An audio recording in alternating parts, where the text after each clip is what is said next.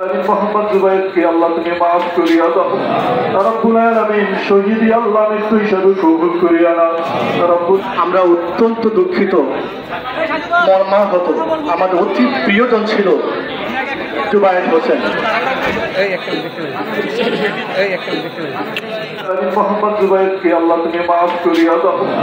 রব্বুল আলামিন শহীদ আল্লাহ মৃত্যু হিসাবে কবুল করিয়া নাও। রব্বুল আলামিন শহীদ মর্যাদা দান করিয়া দাও। রব্বুল আলামিন তোমার রাসূলের মিল্লাতে যখন কবরে রাখা হবে আল্লাহ, রব্বুল আলামিন তোমার বান্দার তুমি জামিন ও জিম্মাদার হয়ে যাইবে আল্লাহ।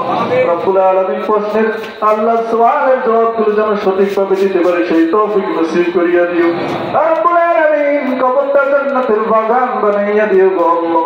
রব্বুল আলামিন দুনিয়ায় থাকাকালীন যদি কোনো ভুল ভ্রান্তি করে থাকে আল্লাহ, তার পক্ষ থেকে আমরা আল্লাহ, তার পরিবার আল্লাহ বাবা মা যারা পিছাইছে আল্লাহ, রব্বুল আলামিন সকলে আল্লাহ রব্বুল আলামিন তার পক্ষ থেকে মাফ চাই আল্লাহ। তোমার বান্দাকে তুমি মাফ করিয়া দাও রব্বুল আলামিন। কবরটা নূরে নূরান্বিত আলোকিত করিয়া দিও গো আল্লাহ।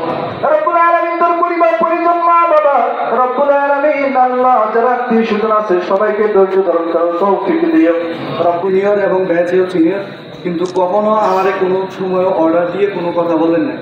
যে কোনো বিষয়, আকাশ এটা কিভাবে করবি, দেখ তুই যা বল তাই।